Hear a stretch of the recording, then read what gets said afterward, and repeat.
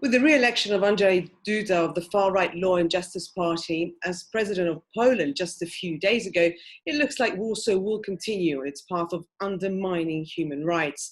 Tactics is today talking with Dr. Michal Balcerzak, professor of international human rights at the Nicolaus Copernicus University of Poland. Dr. Balcerzak, good day to you. Hello. Hello. Thank you for taking the time to do this. For my first question, I'd like to go back to 2017, when the first Deputy Minister of Justice, Mr. Patrick Jaki, stated that stopping Islamization is crucial. What do you understand by the term Islamization? I mean, is this a reference to a term that had been used by the Pegida movement? Well, 2016, 2015 were the years where we did have issues concerning, let's say, migration, that was actually a European issue and also actually a global issue. It is hard to me to explain what was in mind of a politician at that time. Indeed, this kind of rhetoric was used, well, perhaps it was an attempt to well, in a way, to discourage the decision makers and discourage the stakeholders from this open attitude towards immigration. But you asked me how this term is understood. Well, of course, it appears in today's Polish discourse and in public sphere. I wouldn't say that in recent years it is used that much and that often. In essence, I believe that this has a lot to do with this perceived, perhaps, danger coming from the world of Islam, which is, of course, part of a xenophobic speech. I don't think such danger is real or is let's say, anyhow present at the moment. So, you asked me about the certain term used a couple of years ago in a political debate by a politician. I think he was a vice minister of justice at that time. He's, I think he's at the European Parliament at the moment. Of course, he was not the only one who used this kind of rhetoric. But, to cut the long story short, I don't see any particular reason that this rhetoric should prevail or should be used right now. I wouldn't say that Polish society is in any way xenophobic or is in any way, let's say, scared of Islam as such. You, of course, might have known that the Islamic minority, that Muslims in Poland, are an extremely small minority compared to well, the 38 million nation. I wouldn't say there were any particular incidents involving Muslims in Poland. Of course, some incidents might have happened, that's for sure. But again, to cut a long story short, I would say that this phrase used in some political debate should not be considered as part and parcel of Poland's official policy. And also, you referred to the presidential elections we've had, like, well, 2 weeks ago, more or less. And I've been watching it quite closely. There were a lot of issues raised during the campaign. Some of them were, of course, populist as well. But I don't recall the issue of Islam, the issue of Muslims appear at all during the presidential campaign. So briefly, that was, I would say it was more prevalent in 2015-16 when there was this debate about the policy concerning immigrants and immigration. But things as they are now, I wouldn't say that these topics are in public agenda anymore. I mean, the Polish military and the concept as such is the only one in Europe that integrates paramilitary organizations in the country's national defense concept. Would you say, let's say, that the proliferation of arms and military training is overall a positive experience? Meaning, do you have any concerns that measures to enhance this national security could undermine the rule of law? Okay, that's an extremely interesting question you're asking. Okay, let me start by saying that indeed, over the last 4 or 5 years, there seem to be some ideas and concepts on how to make the armed forces and the, let's say, the defense forces more effective. There's been one component of armed forces which has been established around 2016, and these are it's called territorial guard forces, but this is part and parcel of regular armed forces, the territorial guard forces. You are referring probably to some ideas that also certain paramilitary groups like the, let's say, rifle associations or hunting associations might be integrated into this system. I heard about it. But nevertheless, I don't think that this idea has been transformed into any, let's say, legislative or any specific, reality. But also, I think that question is very interesting because this has been debated for some time now. How to prepare the land, how to prepare the country for possible danger, for possible danger to its borders. You of course know, and you're aware that the history of 20th century taught us that you should always be prepared. In essence, you do have some indeed paramilitary groups, but nevertheless, there's no system of integrating them into the state's defense, as far as I know. And also, to the best of my knowledge, as a person who's quite interested into Polish political debate and discourse, I also don't recall this issue to be, much in the public sphere, much in media recently. Indeed, there were such plans, and I heard about it. The shooting associations like the hobbyists, also the hunting associations. We do have another issues with hunters, but that's not necessarily directly relevant for your question as regards, for instance, the participation of minors in huntings, in shootings, but that's another story. So anyway, from the perspective of state security policy, I wouldn't say that this idea of paramilitary groups is nowadays in operation. I see. So of course I can't not mention the church, because the church has played quite a prominent role in creating a solid opposition movement against totalitarianism in Poland. So are you concerned that the church today legitimizes various groups whose so-called mission, let's say, is to guard Polish identity?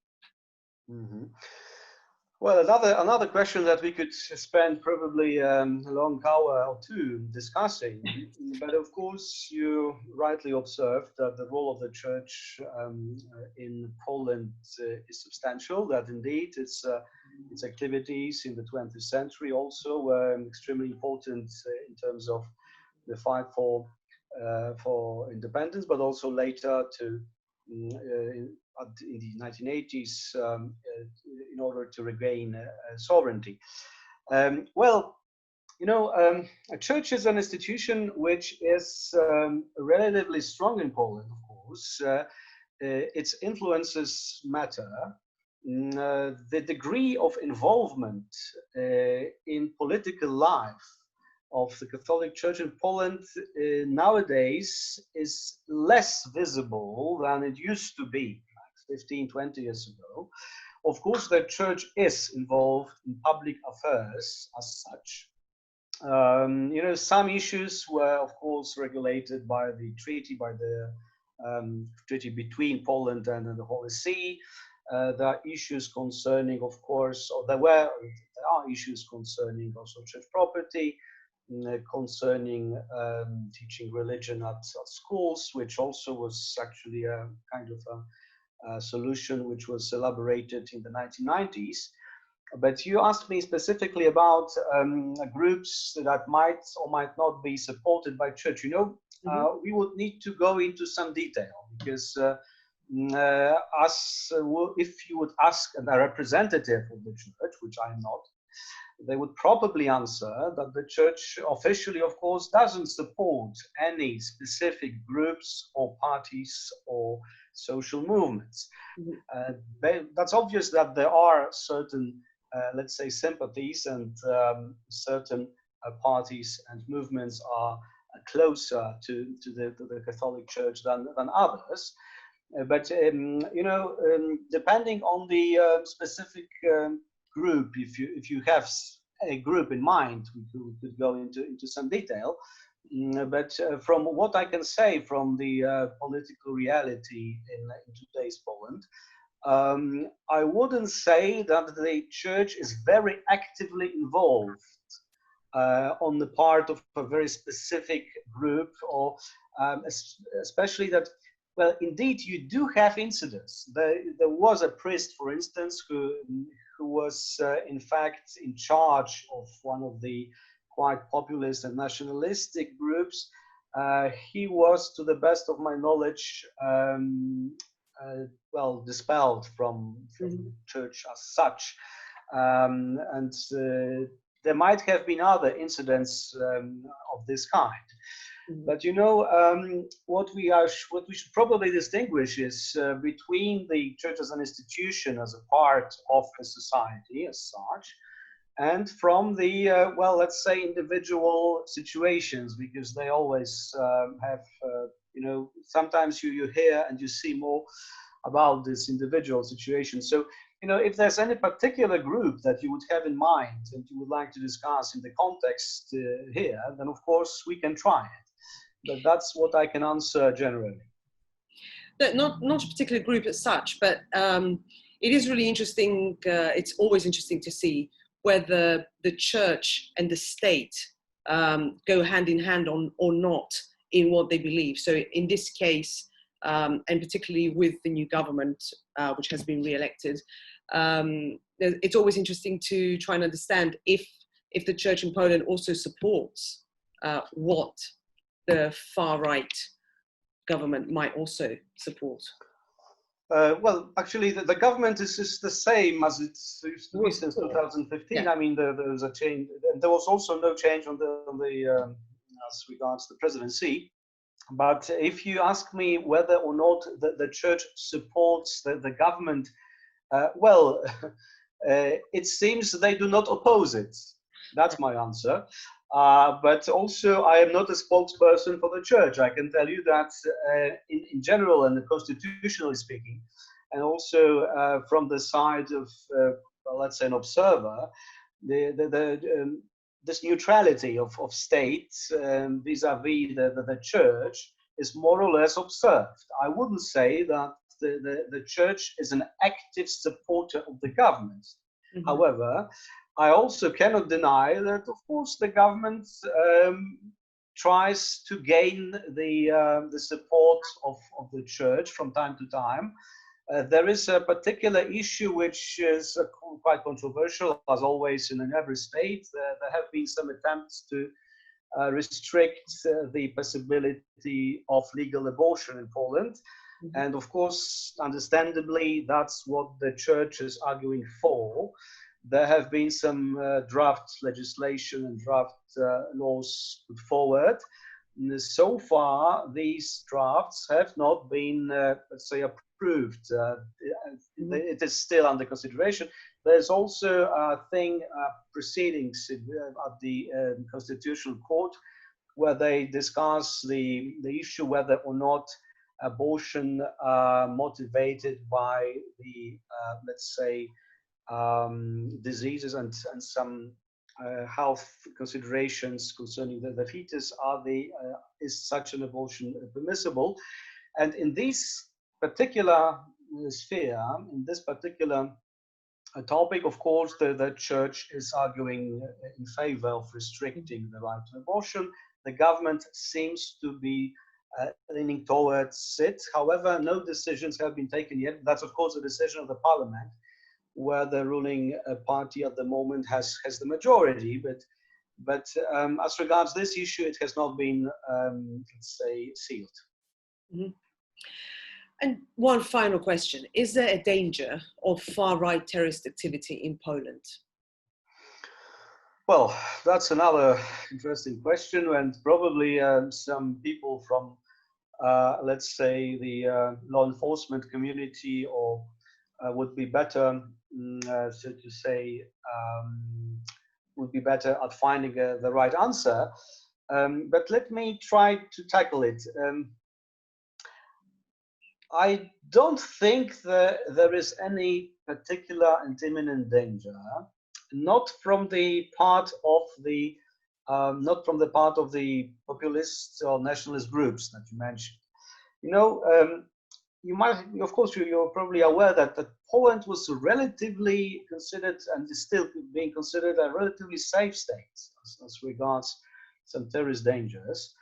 You never know, of course, what might happen. We have not had any incident for a long time, which of course is not an argument. Anything can happen. But as you asked me about the particular dangers from these groups, you know, I don't think that we face such a peril, such a risk nowadays. I mean, at least it's not being debated about. It's not like anybody gets ready for particular danger coming from terrorist activities from inside the country, of course. We do have scholars, we have experts, we have services, which of course are quite savvy in terms of preventing and responding to terrorism. And much actually has been written about it also in Poland. But to answer your question as precisely as I possibly can, I don't think that we face such a real threat at this very moment. Mm-hmm. Dr. Balcerzak, thank you very much for your time. Thank you.